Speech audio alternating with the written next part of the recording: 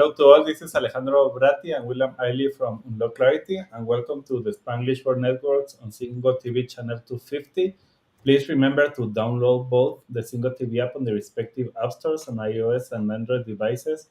While you download, make sure to rate and leave a comment. The app is free and is available in Google Chromecast, Amazon Fire, Roku, and all smart TVs.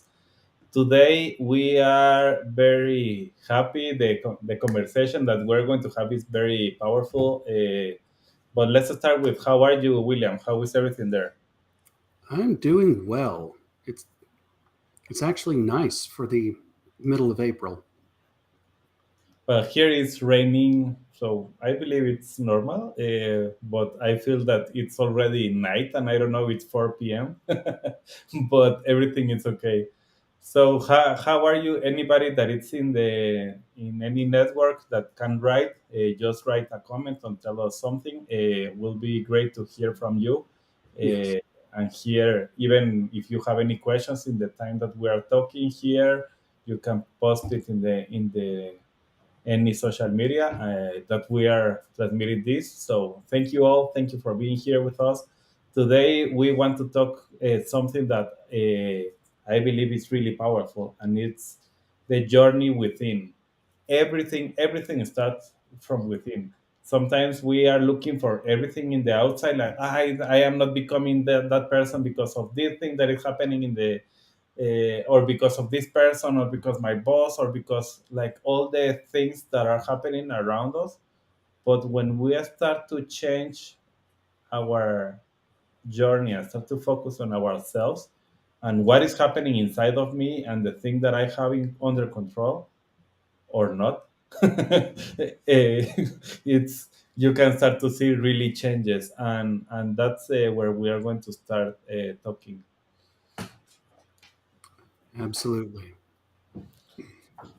So, talking a little bit about our ideas, I want to tell us some of my stories, something that has been happening the last month with me.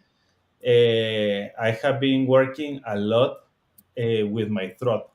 I have had a lot of problems from years, like a lot of years having problems with my throat. And sometimes when you have something that has been like for so long, suddenly you feel that that is normal, and you that's exactly what you need to accept, and that it's fine, and you are with that those problems and nothing is going to change. So you have to learn how to live with that. Uh, until you realize and start to find some people that can help you to understand that that is not normal, that there is something else, that there is another life after that. So, uh, and really, I am going to tell you, anybody that is listening to this, maybe here live or maybe in a recording session later, uh, you need to be challenging all the things that are happening that you feel that is normal for you, because you are going to find that not because you learn to live with that means that that is normal and you can still continue living with that. uh, Things that started to happen with me with my throat, I was getting sick maybe 5 times per year or more, because of that, and of course the weather, because I was traveling, because like different reasons. But I had another thing that happened is that the type of flu that I had was something that I needed to have antibiotics and like 1 month of problems, and that was my way of living, like a lot of time. So imagine if I had 5 times and 1 month of problems, that means that almost half a year I had some problems with my throat and with my uh, breathing. And a lot of times you start to focusing a lot of things, and and I was thinking that that was normal until I found a method that I like a lot and I highly recommend, the Buteco method. That is one of the most knowledgeable methods about breathing techniques. Is a doctor from Russia, that I started to learn and find what are the things that you can do with that. And I found them because of my kid. My kid had 2 years old, and he started to develop some breathing problems too. He had an obstruction of more than 85% of the with the adenoids so huge that were obstructing the breathing and the eating. So imagine, I when you see that your kid had that problem at that level, suddenly I was like, okay, it can be normal for me, but not for him. I don't want him to be suffering all his life with that. And the first thing that the doctors were telling us is you need to do a surgery. And I am not against surgeries. The problem at that moment, he was less than 2 years. He was like 20 months maybe. Uh, but really, when you start to ask what are the secondary effects, it was only a little one that is like, okay, maybe we can stop the bleeding. And it's like, oh, that is a little secondary effect. If they can stop the bleeding, that means that he will die. Uh, and I was like, I'm sorry, I'm not going to give you my kid just to test if he's part of the statistics, you know? So that's where I started to look for ways, like another alternative ways to fix that problem. And I started to find this Buteco method that I started to read about. It was really amazing. And I was like, okay, this is great. This is awesome. Suddenly he got 2 years old. And you know what happens with kids that have 2 years old? He got better. No, they become like little teenagers that they do whatever they want, but not exactly what you are telling them. They are developing their own mind. They are developing their skills, like how to say no. So they say no to everything that you are saying, and they do whatever they want. That's part of their development. But imagine if you know that they are suffering this thing and you are trying to tell them that they are supposed to be doing another thing to help them with their health. It's like they don't care about their health at that age. It's like it doesn't matter. It's like, I'm sorry, you will figure it out, but I'm going to do whatever I want. And that was my next issue. Like, okay, how I can teach my kid to do this, all these exercises and all these things. If he's 2 years old, he's a toddler that is almost a teenager in a little body, and trying to understand what to do. And what happened, I started to have a lot of conversation with the person that started to teach me about that. Her name is Sasha, and it was amazing. But and she guided me to have a conversation with another doctor that was like the person that take the lead from Buteiko in Russia. I don't remember his name, but when I was in a conversation with him, I was like, okay, doctor, I really love your method. I love everything that you're doing. I love everything. I just have one little problem: how you develop and do those things with a toddler. All the other things are great, awesome, perfect, but how you do it with a toddler? That was my biggest question. And he was like, okay, this is very easy. And when he told me that, I was like, no, you don't have kids, right? That's the problem. So at the end, the idea behind was I have to do it myself. What he answered me is like, Alejandro, you have to start by yourself, and when you do it, the kid is going to follow. But if you don't do it, the kid is not going to follow. And at that moment, I realized that I had a problem. Even when I was having all these things that I was 5 times per year having problems, all of that, I realized that I have a problem. And all the time, we feel that the thing that we're living is normal. But until you awake and start to realize that that thing that it's affecting you is not normal and that there is a solution, you are not going to start to find it, and look for that.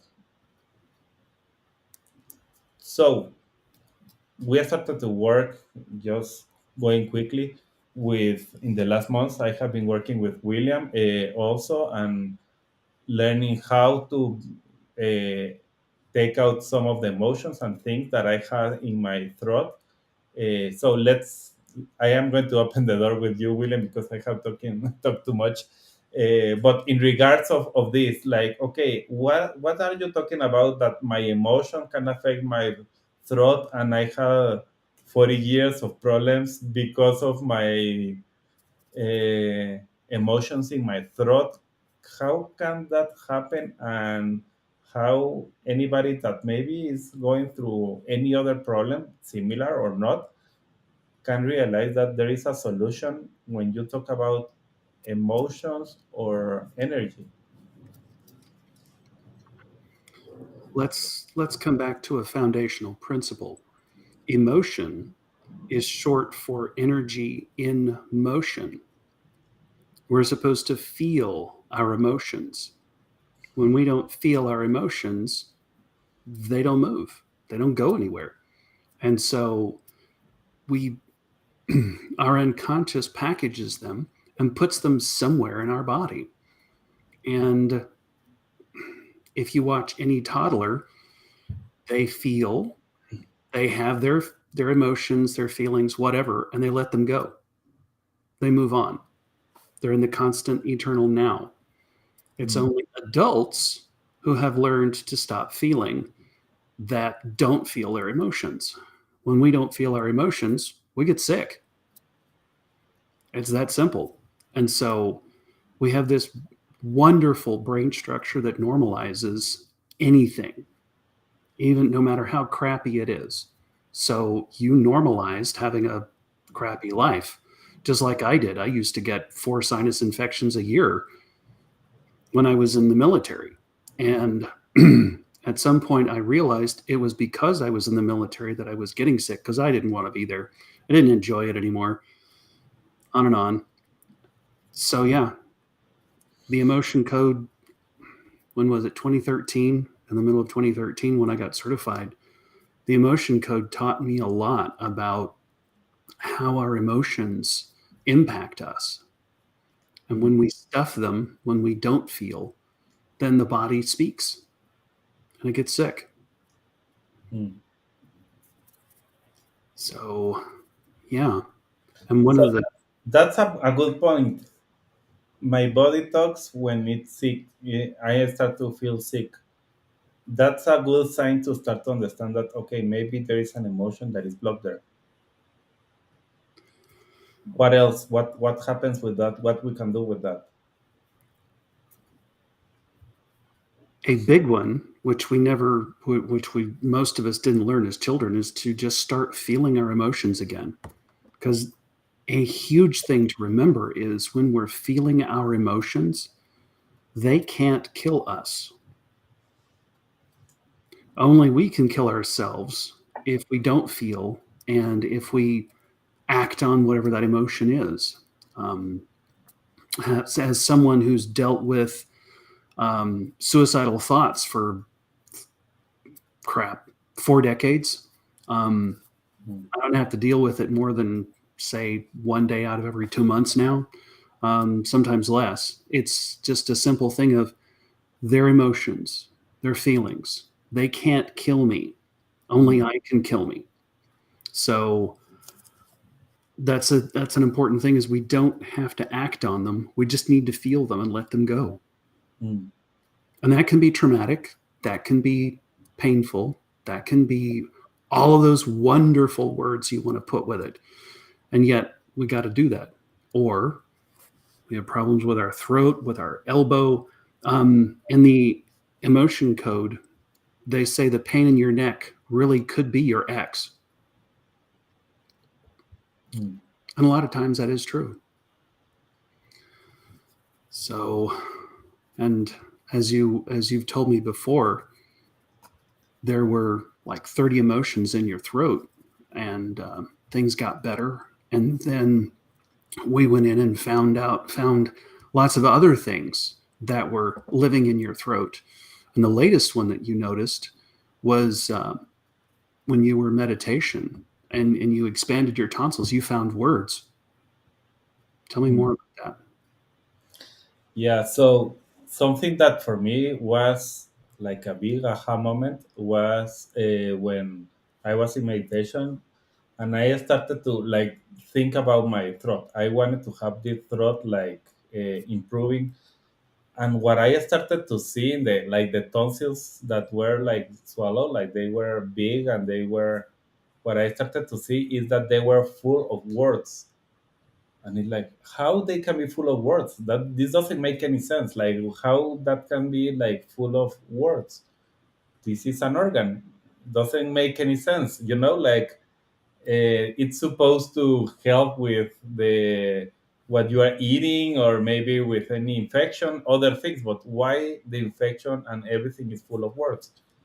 And what I continue uh, seeing at that moment was I started to see like the next step. I started to see like different times in my life that I decided to not talk, don't create any problems out of this, stop creating more problems out of this, or and it could be something as simple as I don't want to discuss with my wife, so I don't say anything. Those are unspoken words. When I am with my boss, I don't want them to know exactly what I think because they will kill me. Okay, those are unspoken words. I am not saying that you are going to say whatever you want, but you have to speak up. You have to learn how to speak up and say what you have to say. And that is something that is happening a lot in the world right now. It's like okay, you don't have anything to say, like you have to turn off your voice because if you don't have anything good to say, quiet. And we are being teach of that even when we are at school, when we are starting at school, when we are with our parents. It's like, oh, I am tired of you yelling, so just shut up and that's it, like so those unspoken words were the things that have been like They were killing you. killing me for 40 years. All the things that I have here, and I didn't, because at the end the throat is for communication. So now that you've gotten, now that you understand this and you've gotten a lot of this out, have your tonsils shrunk some? What I can feel is yes, I haven't gone to a doctor to say like, okay, you can tell me, yeah, now it's 10% less, but at least I don't feel it here because I was they were so huge that I can touch here and I can feel them. Now it's like maybe A lot. 20% of what it was before. So I can what I can feel here, yes, I can see it directly, and also how it's affecting me is much less than how it was. I know that I need to heal more things, and What I've that, noticed is what that's I've another noticed. question You're, on that. yeah, but you're speaking up more. Exactly, You're saying your truth. and I am here talking. Exactly. So it looks like we're close to being out of time. What do we need Yes. to cover next?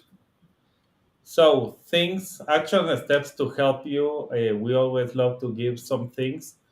One thing that we recommend is practicing mindfulness. I know that we say this in a lot of the programs, but continues to be key for everything that you are doing. If you want to be self-disciplined, you want to go in the inner direction and start to understand what is happening inside of you need to practice mindfulness because that is going to connect you with yourself and you are going to start to find out things like unspoken words that I found.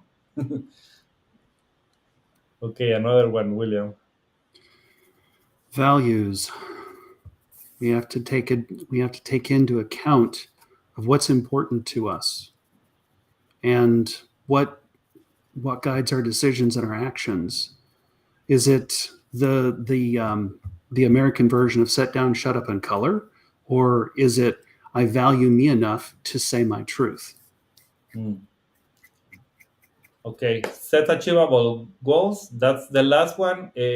So you can start to develop what is exactly, be realistic and be achievable. Those things are going to start to help you because you can measure them. You can see what is the time that you have.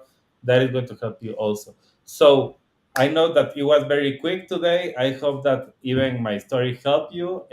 Thank you, William, for today. Thank you, everyone that was listening today.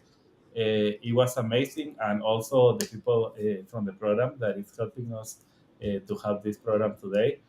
This show can also be heard on Spanglish Radio Network. Please check out SpanglishWorld.ca for all the news and programming. Spanglish World, watch it, hear it, read it, download it, and leave it. Thank you all.